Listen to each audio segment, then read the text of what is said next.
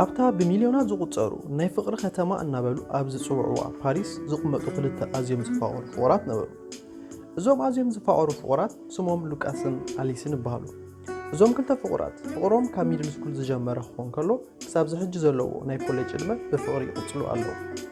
ኣሊስን ሉቃስን ኣብ ፓሪስ ኮሌጅ ኦፍ ኣርት እዮም ዝመሃሩ። ኣሊስ ቢዝነስ ኤንድ ማናጅመንት ከተጽንዕ ከላ ሉቃስ ከዓ ኢኮኖሚክስ እዩ ዘጽንዕ። ክልቲኦም ኣብ ትምህርቶም ንፉዓትን ቅዱሳትን እዮም። ኩሉ ግዜ ትምህርቶም ብሓንሳብ ኮይኖም እዮም ዘጽንዑ። ዝኾነ ዝኸበዶም ነገር ምዝህሉ ብሓንሳብ ብምርዳእ እዮም ዝፈትሕዎ። ኩሉ ግዜ ድሕር መጽናዕቲ ናብ ዝተፈላለየ ቦታ ብምኻድ ጽቡቕ ናይ ፍቕሪ ግዜ ይሕልፉ ነበሩ። ሉቃስ ሃፍታም ስድራ ስለ ዝነበርዎ ዝደልዮ ነገር ብቐሊሉ እዩ ዝረክብ ዝነበረ። ንሉቃስ ኣቦ ኣብ ሓደ ዓቢ ሆስፒታል ናይ ሕማም ልቢ ስፔሻሊስት ክኸውን ከሎ ኣዲኡ ኸ ኣብ ሓደ ዓቢ ናይ ክዳውንቲ ፋብሪካ ከም ዲዛይነር ኮይኑ ይሰርሕ። በዚ ምኽንያት ከዓ ስድራ ሉቃስ ኣኺሉ ዝተርፍ ኣታዊ ኣለዎም። ኣሊስ ግን በንጻሩ ካብ ድኻ ስድራያ ተወሊዳ ኣቦኣ ኣውቲስታ ክኸውን ከሎ ኣዲኣ ኸ ኣብ ሓደ ሬስቶራንት ከም ከሻኒት ኮይና ትሰርሕ። ኣሊስ ብዛዕባ ሉቃስ ኣብ ሂወታ ዝገበረላ ውዕለት ብኸመይ መንገዲ ከም ትመልሰሉ ኣይትፈልጥን እያ። ብዛዕባ ሉቃስ ዘለዎ ቅንዕናን ንመሓዙታ ኮነ ፈተውታ ተዛሪባ ኣይትውድን እያ። ኣምላኽ መዓረፍ እንደይ ስለ ዝፈትወኒ እዩ ከምዚ ዓይነት ፍሉይ ኣፍቃሪ ዝሃበኒ እናበለት ንኣምላኽ ብምንታይ ከም ተመስግኖ እዩ ዝጠፍኣ። እቲ ዝዓበየ ውዕለት ሉቃስ ንኣሊስ ዝገበረላ ከምዚ እዩ።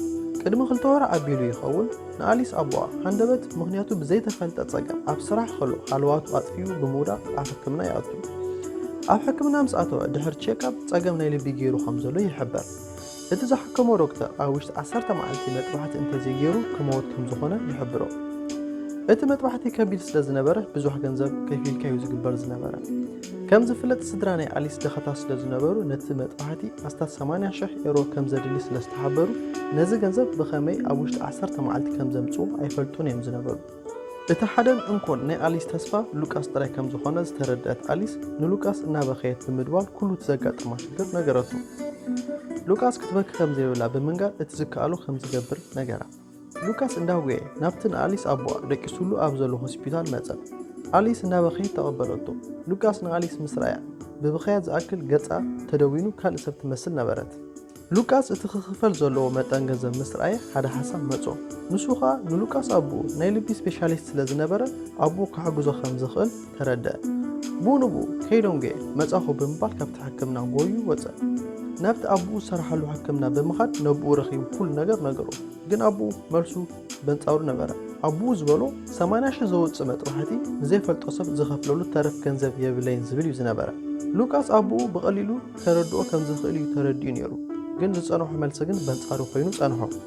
ድሕሪ ናይ 2 መዓልቲ ጭንቀት ሉቃስ ሓንቲ ዘላቱ ኣማራጺት ብዝተኻለ መጠን ነቲ ናይ ሕማም ልቢ ስፔሻሊስት ዝኾነ ኣቦኡ ምልማን ጥራይ እዩ ዝነበረ።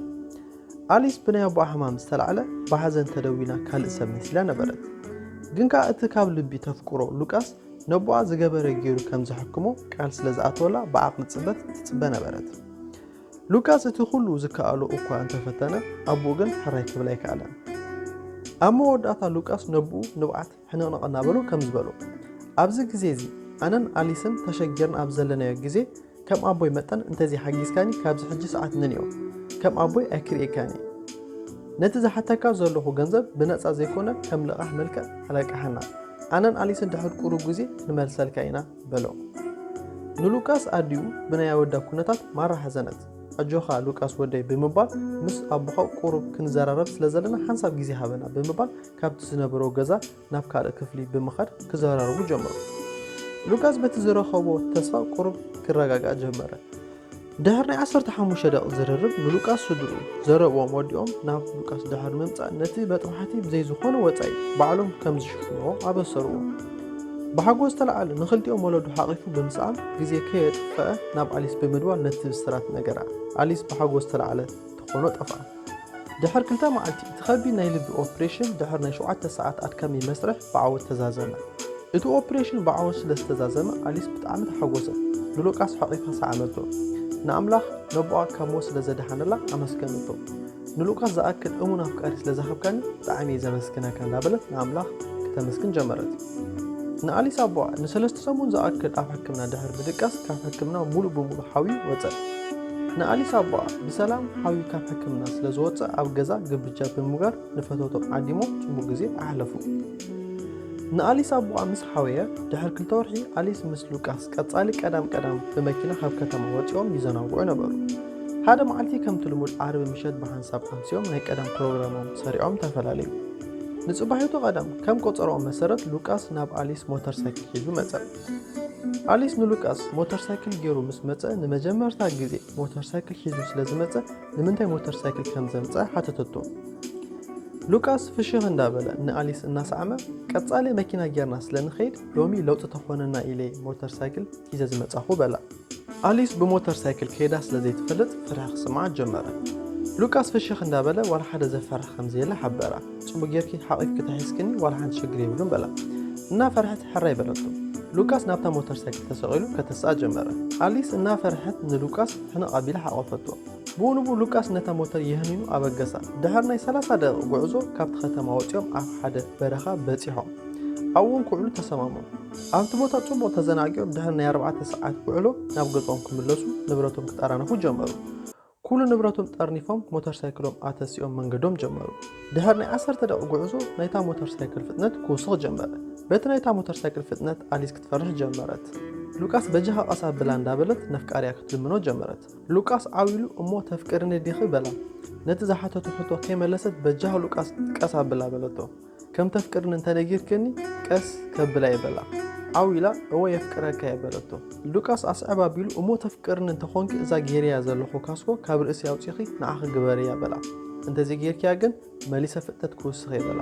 ኣሊስ ካ በቲ ዝበሎ መሰረት ሕራ ኢላ ነቲ ካስኮ ካብ ርእሱ ኣውፅያ ንባዕላ ገበረቶ። ሉቃስ እዚ ኩሉ ነገር ክዛረብ ከሎ ናይታ ሞተር ሳይክል ፍሬኖ ካብ ስራሕ ወፃኢ ኮይኑ ስለ ዝነበረ እታ ሞተር ሳይክል ብልዑል ፍጥነት ትሕንበብ ነበረት።